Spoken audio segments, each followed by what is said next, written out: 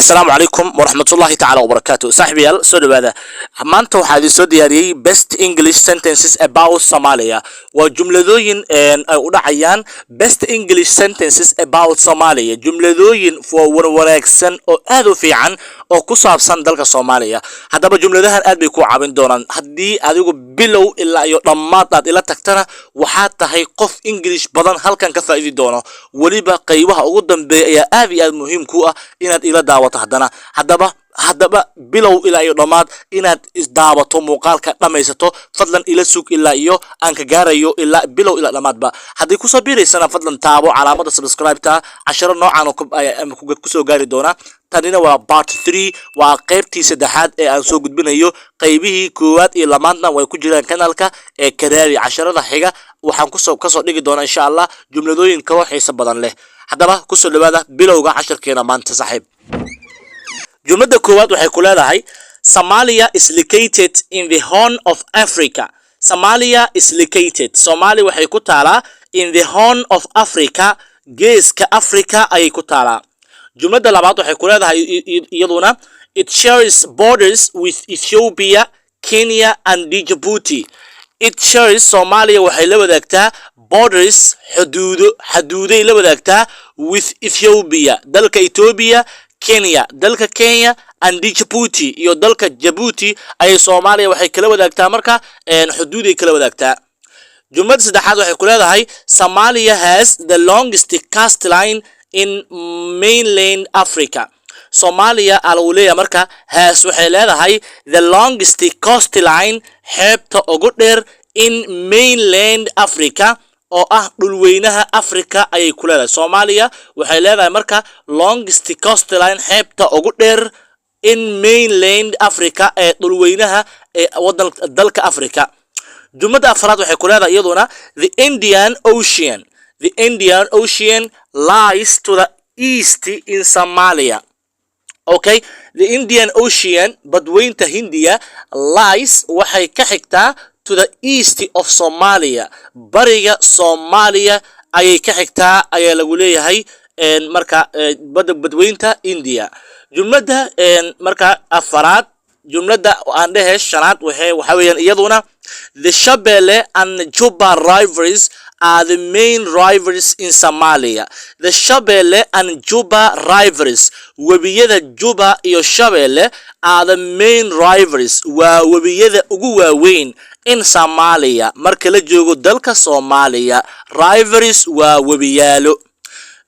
Okay, jumlada lixaad Somalia has a hot and dry climate. Somalia has waxay leedahay a hot and dry climate. cimilo qoyan oo adana kululan ayay leedahay Soomaaliya. Climate waa cimilada, dry waa maxay waa qalalan, and hot waa maxay waa cimilo kuleel ah oo hadana qoyan ayay Soomaaliya leedahay baa lagu leeyahay. Hot waa kuleelkii.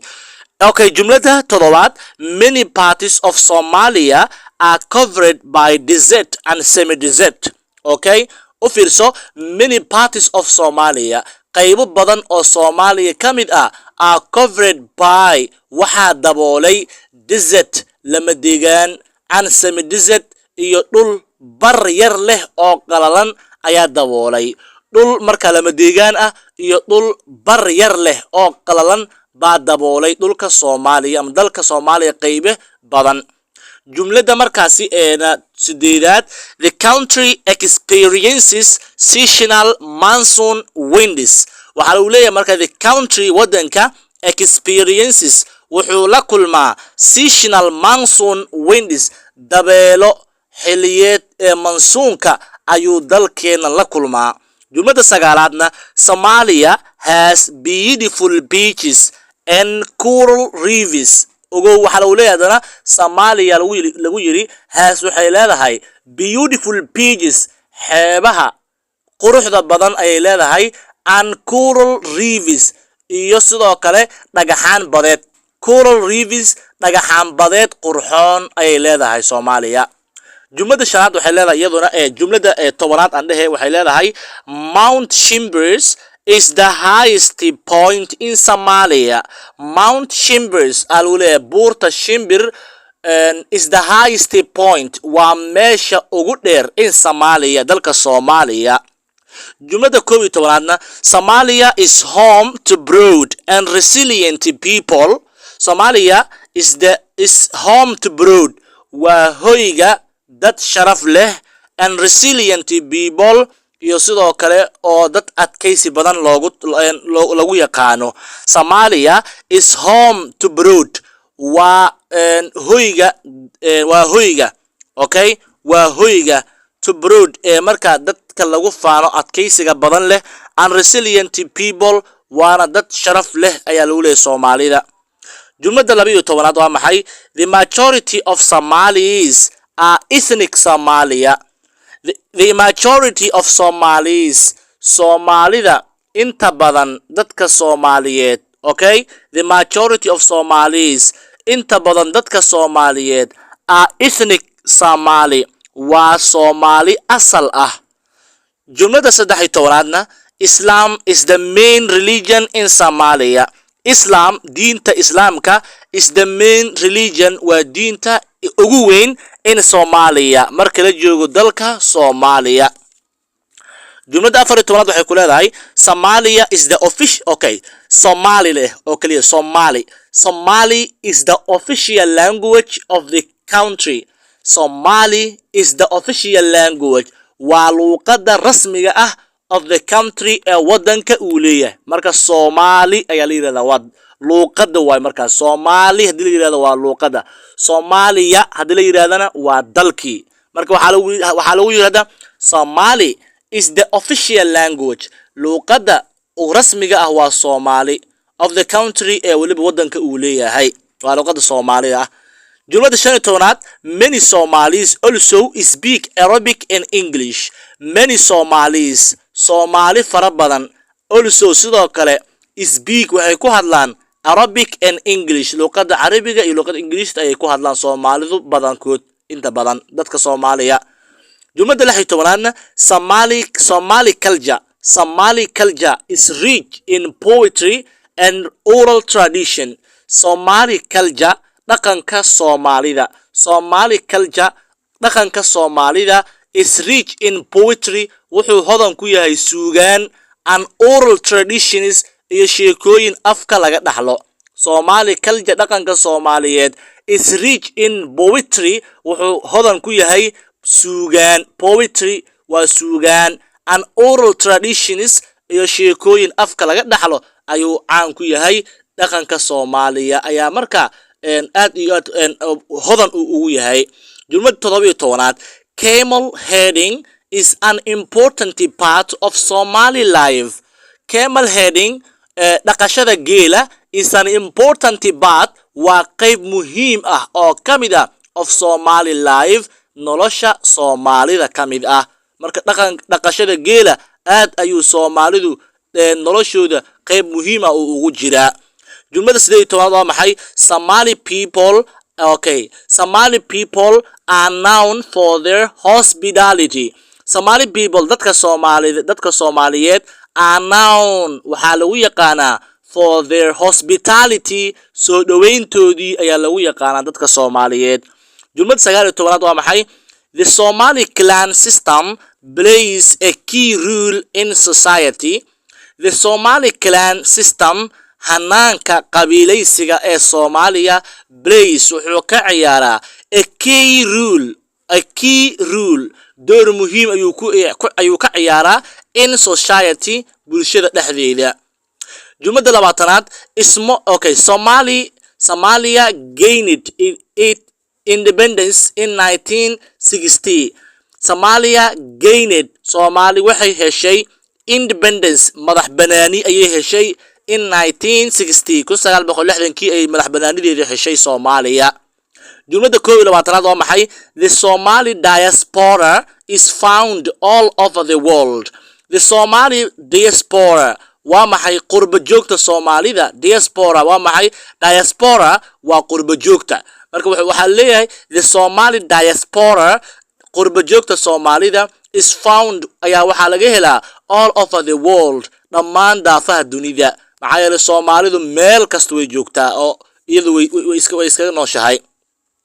jumlada 22aad the Somali flag is light blue with a white star in the center u fiirso waxa lagu leeyahay the Somali flag calanka Soomaaliya is light blue waa blue khafiif ah with kaasoo leh a white star xidig cad ayuu ka leeyahay in the center dhexda ayuu marka dhexda ayuu xidig cadaan ah uu ku leeyahay dhexda ayuu xidig ka leeyahay calanka Soomaaliya. Okay, the Somali flag calanka Soomaaliya is light blue waa blue khafiif ah with oo leh a white star xidig cad in the center oo ku taala bartamaha. Okay, jumlada 23aad waxay ku leedahay there are several autonomous regions in Somalia. There are several autonomous regions in Somalia. There are waxa jira baa lagu yiri several autonomous gobolo ismaamul ah ayaa ka jira in Somalia gudaha Soomaaliya. There are several autonomous regions waxa jira gobolo ismaamul ah oo kala duwan ayaa ka jira in Somalia gudaha Soomaaliya. Okay, jumlada 24aadna Somalia has a federal government system. Somalia waxay leedahay a federal government system hanaan dawladeed ee federal ah ayay leedahay Soomaaliya. Okay, jumlada 25aad waxay ku leedahay efforts are ongoing to rebuild the nation. Efforts dadaalo are ongoing ayaa socda to rebuild oo dib loogu dhisayo the nation dalka. jumlada 26aad waxay ku leedahay Mogadishu is the capital and largest city of Somalia. Mogadishu is the capital and largest city waa magaalada ugu weyn ee markaasi madax u ah of Somalia dalka Soomaaliya. Okay, jumlada marka u gudbo 17aad waxa weeyaan Somalia uses the Somali shilling as its currency. Somalia waxay adeegsataa the Somali shillingka Somali ayay u adeegsataa as its currency lacagteeda ahaan Somali shilling ayay adeegsataa dalka Soomaaliya. jumlada 28aad waxay ku leedahay small businesses are common in Somali cities. Small businesses ganacsiyada yaryar are common ayaa waxay caan ku yihiin in Somali cities magaalooyinka Soomaalida. ganacsado yaryar ku yaala marka magaalooyinka Soomaaliya taasi caan ku yihiin. jumlada 29aad waxay ku leedahay Somali people value family and community. Somali people dadka Soomaaliyada lagu leeyahay value waxay qiimeeyaan oo qadariyaan family qoyska ama qaraabada and community iyo bulshada iyo qaraabadaba way qadariyaan dadka Soomaaliyeed. jumlada 30aad tea with milk shah is a popular drink. Okay, tea shaha with milk ee caanaha la jira shaha caanaha lagu shubay ee anagu aan naqaano shaha cadeeska oo shah la yiraahdaayo is a popular drink waa cabitaanka oo markaasi caanka ka ah waxyaabaha la cabo ee caanka ka ah ayuu ka mid yahay. jumlada 31aad marka waxa waaye Somali food is delicious and full of flavor. Somali food cunada Soomaalida is delicious waa macaan and full of flavor dhadhan badan waa ay leedahay. Flavor waa dhadhan. jumlada 30 iyo sidoo kale labaad waxay ku leedahay Somalis usually eat 3 meals a day.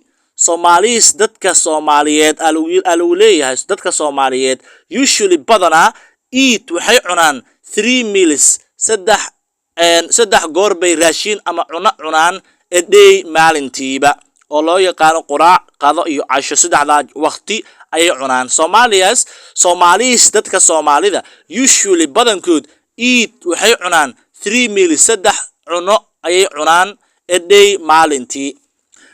jumlada 40 iyo sidoo kale saddexaad waxay ku leedahay Somali food is usually eaten with the right hand. Somali food cunada dalka Soomaaliya ama cunada Soomaalida is usually badana eaten waxa lagu cunaa with the right hand gacanta midigta ayaa lagu cunaa marka waaba dadka diintii ayaa sidaa nafarayso inaan gacanta midigta wax walba aan ku qabano taasan raashinka lagu cunaa baba saxbayaan jumlada afartan iyo marka afaraad jumlada afartan afraad waxay ku leedahay meals are often shared with family and guests oo ah meals are often shared cunada ama raashinka waxa wadaaga with family and guests qoyska iyo sidoo kale martida waa ay wadaagaan cunada waa ay wadaagaan okay meals raashinka ama cunada are often badana shared waxa wadaaga with family and guests oo ah